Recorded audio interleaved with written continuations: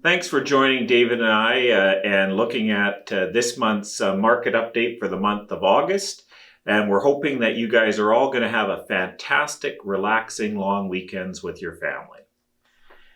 David, how did the investment markets perform in the month of August?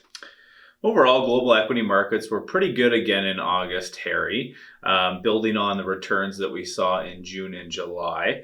In the US, the S&P 500 was up 2.9% for the month, and here in Canada, the S&P TSX was up 1.45% in August.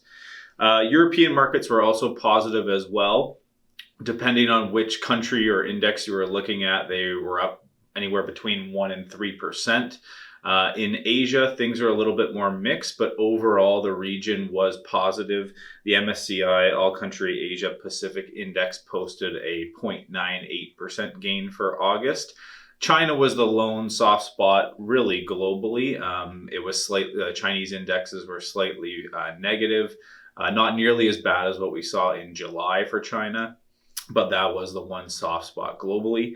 The US dollar gained 2 cents versus the loonie in August. So for Canadian investors investing in the US stocks, that helped their portfolios.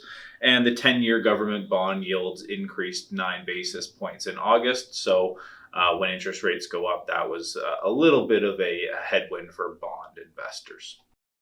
Harry, how do we expect markets to behave over the course of the next 6 to 12 months?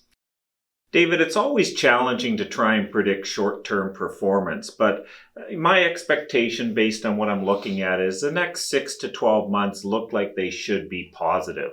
I mean, if we take a look at US corporate profits right now, they're at all-time highs. And yeah, some of the businesses have struggled with COVID, but most of them have adapted actually really quite well and are really doing well in this environment.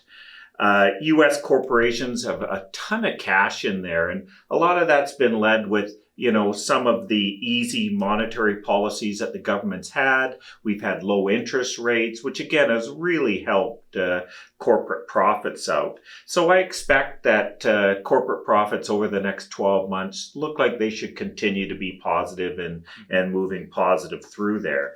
And if we take a look at, a lot of the previous down period since 1970, you can see that in all cases, the economy has been really robust in recovering over the next 12 to even 2 years after that. So I see no reason why, with the numbers we're looking at, that shouldn't continue to also take pass.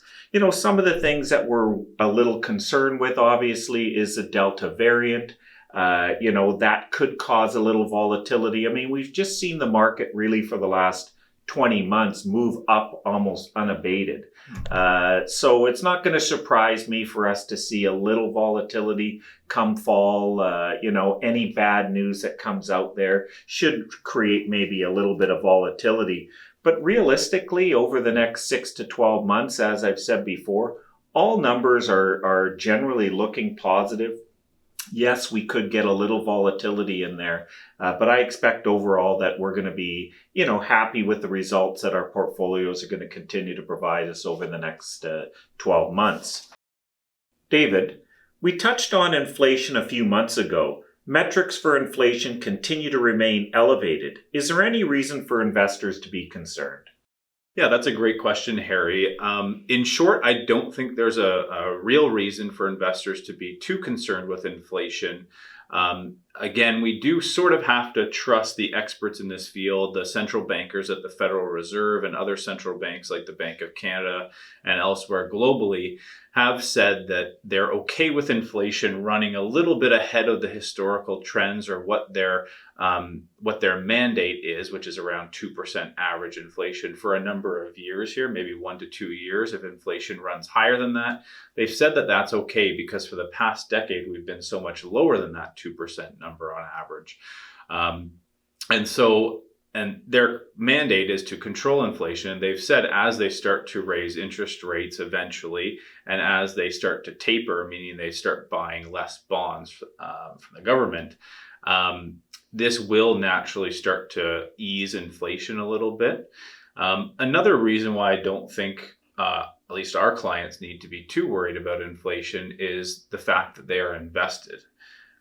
Again, you have to remember that if you're an investor and you're investing in high quality businesses that provide either a product or a service that consumers demand, you have a level of pricing power. That business has a level of pricing power in the marketplace. And so in an inflationary environment where raw material prices may be increasing or the cost to hire a worker may increase, these businesses that have robust product offerings or service offerings that other competitors may not, they can raise their prices during these periods of time.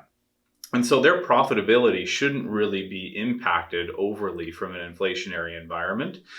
Now, if you're an investor that isn't investing in equities, so let's say you're a very conservative investor who's only investing in term deposits or cash, or your whole portfolios in lower interest bearing bonds, then I would be a little bit worried about inflation, because the purchasing power of your portfolio will erode if we see inflation continue to run at 3-4% for the next couple of years, because your portfolio is probably not generating any more than 2% in interest.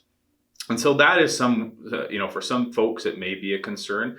Fortunately, for most of our clients, even people who fall on the more conservative side of the spectrum, we do have at least some dividend paying equities in most of those folks' portfolios. So to some degree, they are mitigating inflation by investing in these quality businesses. So in short, no, I wouldn't be too worried about inflation over the next couple of years.